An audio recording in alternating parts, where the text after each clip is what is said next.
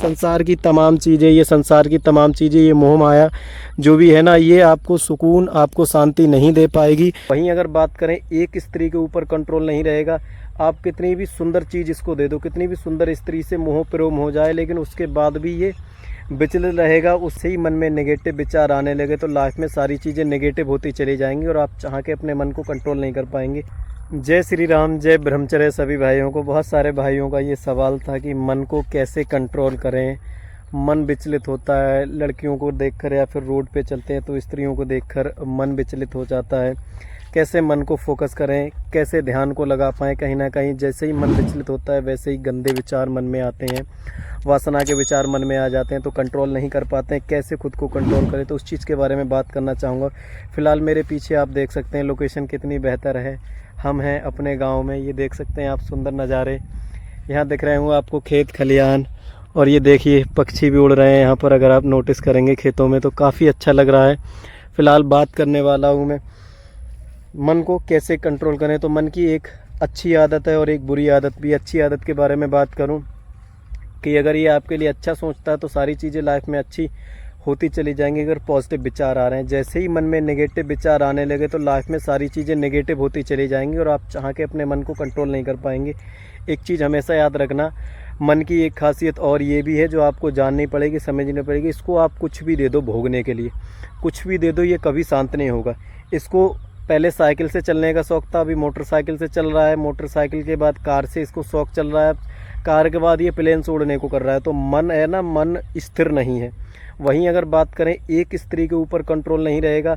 आप कितनी भी सुंदर चीज़ इसको दे दो, कितनी भी सुंदर स्त्री से मोह प्रेम हो जाए, लेकिन उसके बाद भी ये विचलित रहेगा, उसके बाद भी ये इधर उधर भागता रहेगा। तो इसको कंट्रोल करने का क्या तरीका, कैसे इसको करें, तो एक ही रास्ता है, परमात्मा की भक्ति में चले जाएँ, अच्छे विचार धारण कर लें, ईश्वर के मार्ग पर चलते रहें। यही एक रास्ता है।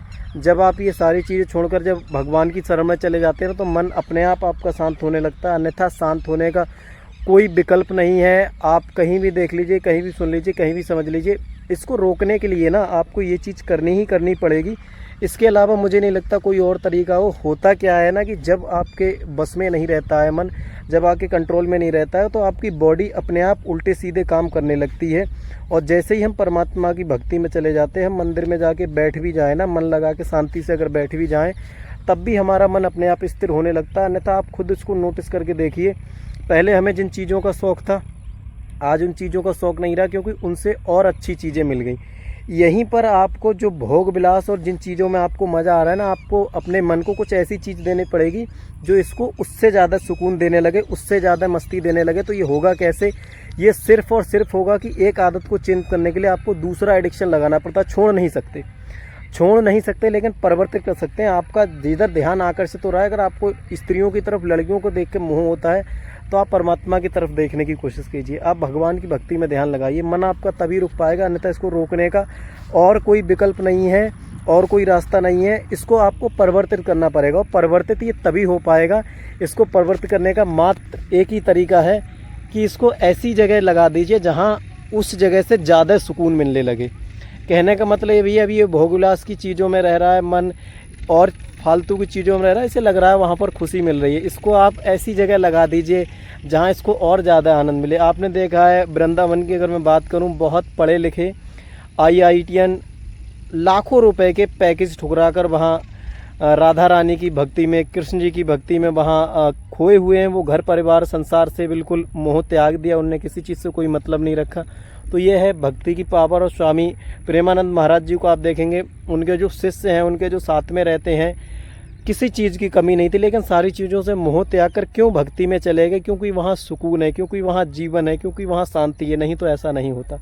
आप एक बार सोचिएगा ज़रूर। और आपको अगर मेरी बातें झूठी लग रही ना, तो एक बार वीडियो देखिएगा प्रेमानंद महाराज जी को, और उसमें उस क्लिप्स में उनको देखिएगा। जो साथ में रहते हैं, जो संत साथ में चलते हैं, वो सब वेल एजुकेटेड है, बहुत ज़्यादा एजुकेटेड। उन्हें लग रहा था ना कि कहीं ना कहीं ये संसार की तमाम चीज़ें, ये मोह माया जो भी है ना, ये आपको सुकून, आपको शांति नहीं दे पाएगी।